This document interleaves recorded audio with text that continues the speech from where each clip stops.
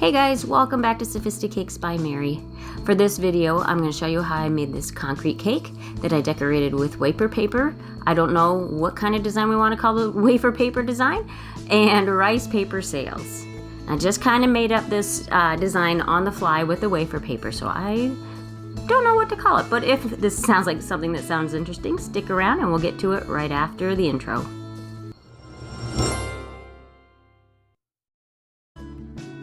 So first things first, we are going to have to make our wafer paper design. This is just 0 grade wafer paper, and I have 2-inch and 1.5-inch hole cutters that I'm going to make this design with. Now I just tripled up this paper, and that way I can spend less time cutting, and this is what the size of that looks like. So this took me a little while to do, so just hold tight and we'll get all of them done. I did the 2 different sizes so I could have a little bit of variation in it. I guess maybe we can call this wafer paper origami. I don't know, sounds good to me. Now I ended up using the rough side of this paper. All wafer paper has a rough side and a smooth side, and I used the rough side. I also, before I worked with them, after I cut them, I put them in the Ziploc bag and covered it with a paper towel. That way that wouldn't dry out before I was ready for them. So I just took these circles and I just folded them in half. Now, when you fold the paper, it can rip a little bit, but that's okay because you're going to use this water to attach them.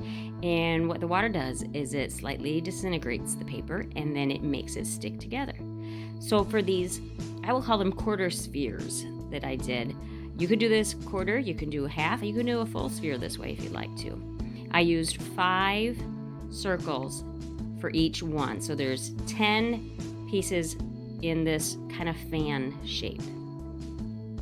Now I just glued them at the binding part at the bottom.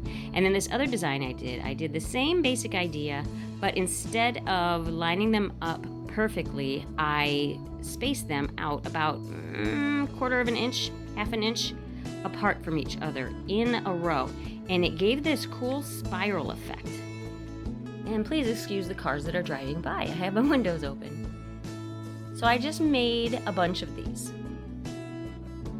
and I just left them overnight in an airtight container before I used them. Now, once you first glue them, you want to set them aside also. I should tell you this. You need to set them aside so that they dry a little bit. Then you can go back in and kind of work with them and separate them a little bit. Now, here I'm going to make my rice paper sails. Rice paper and wafer paper are 2 different things. One's made out of rice and one is made out of potato starch. To make these sails, I've done this in the past, but I'll tell you what I'm doing again. I just soak them in water till they are pliable. Maybe 30 seconds to a minute, and then I take them out and I use my fingers. I wish I got that in frame better. I kind of use my fingers to add folds in it, to kind of pleat it. And then you'll rest them on your silicone mat that I just have kind of in a wave pattern, and we'll dry them in the oven in that shape. I did some big ones, and then I also used the discs of rice paper cut in half to make some smaller ones, because the big ones are more for the top, the smaller ones kind of fill in on the bottom and on wherever you might feel like you need it. So I baked these in the oven on the lowest setting, which on my oven is 170, I believe, for about 15 minutes, and then left them out to air dry on the silicone mat overnight. Now, I did have a question from a good subscriber. Well, they're all good, but one that I speak to quite a bit about how I do this. Now, I do the crumb coat on a cake round that's either the exact same size as the cake or a little bigger. And then before I do my final coat, I cut off the excess and then put it on my display board.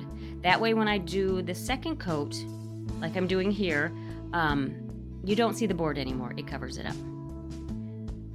Now, this was a pre-filled and crumb-coated cake that I just used some gray buttercream on, and then I am doing the rest of the buttercream with a Swiss meringue, because for this concrete look, it kind of helps to have some bubbles in it.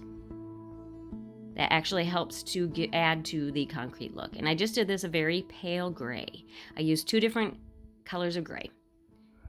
And you can see that there's a little bit of food coloring that did not get mixed in very well, and that's okay, because for the concrete look, that's fine.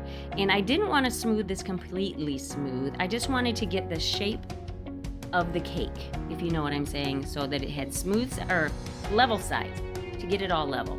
Now clean off your board and stick it in your freezer for 20 minutes approximately. Now these are the tools I'm going to use to rough up the buttercream.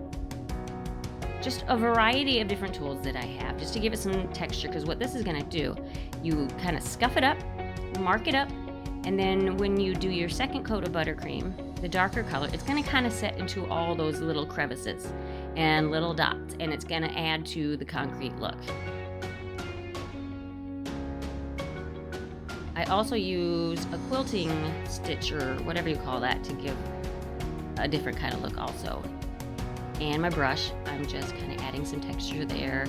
I thought maybe it would, I should have used a wire brush. I thought that maybe this would add some of the darker color into the very tiny, tiny little marks, but it didn't. But I did use it again at the end with the second coat, and that kind of added to the texture there. And that's my quilting, I'm not sure what we're going to call that. I can't think of what it's called. It's a wheel with the marks in it. Anyway. And here I'm going in after I put it back in the freezer for 10 more minutes. I'm putting on my darker color of gray. Now this does not have to be a full coat because you're going to scrape most of it off. I'm just kind of aiming to get it in where the texture was added.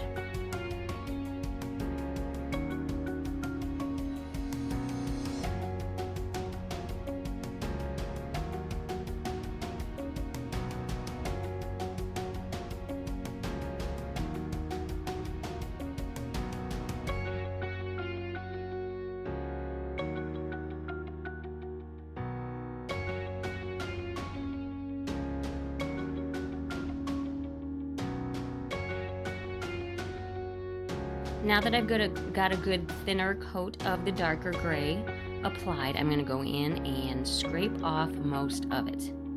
But don't get rid of it, because you can use that to add texture later, because it's here and there, you know, it pulls up some of the lighter color and it kind of gives you a mid-tone in between the 2 colors, which is good too. And I'm not really taking a lot of time to scrape off the extra off of the spatula or the scraper either, because it also adds some more texture, as you can see there. Now just kind of fiddle around with it till you get it what looks aesthetically pleasing to you. And I thought I had a little bit too much dark, so I went in with some of the light over top of the dark, just to break that up a little bit. And again, it ends up giving you a tricolor look. Now I'm just scraping off the extra of all of it there, and again, not paying a whole lot of attention to scraping off the buttercream off of my spatula. I'm throwing that, or using that at, it's almost level with the side of the cake. I'm not really scraping much. Now it's kind of hard to show you the top because you can't see it, but I did basically the same thing up there. And here's where I'm using my pastry brush to add some more texture, because you very rarely see concrete that's completely smooth, right? So I just thought this actually kind of finalized it for me. After this, I was like, okay, good, it's done. Make sure to wipe off your board again, because this is my display plate. I want to make sure I get all that extra buttercream off of there.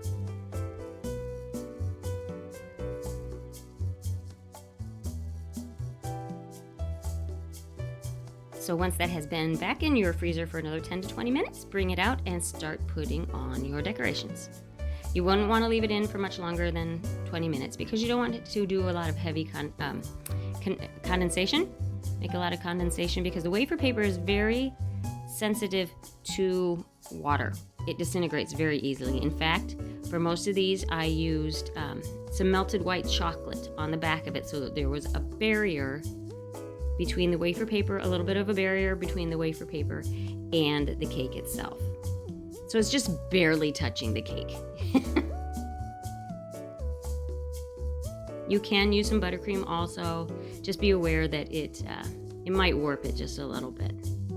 Now I did not have, I kind kind of had a rough idea how I wanted to attach, or the pattern that I wanted, but as with any design, you kind of make it up as you go. You kind of see how things go together and fill in where you need to and adjust. I mean, don't be afraid to take decorations off and reapply them if it's not working where you're first putting them. I edit that out, but it happens to me all the time.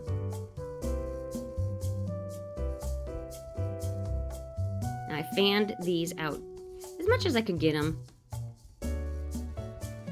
to kind of fill in those spaces. And then I did add some rice paper at the bottom, also the smaller ones, just to kind of balance it out. And I did add the rice paper spirals, I don't know what we want to call it, in between the rice paper, the wafer paper spirals in between the rice paper sails on the top. Say that just even twice. It's hard. I promise, that's a tongue twister. I did not always add anything to attach it to the cake in places where I didn't need to. Sometimes it just stays. So there you go, guys. My concrete cake with rice paper sails and wafer paper, quote unquote, origami. I hope you like what you saw and you got some inspiration. And if you did, please like, subscribe, share, hit the notification bell so that you know when I upload. And thanks for watching, guys. Catch you next time. Bye.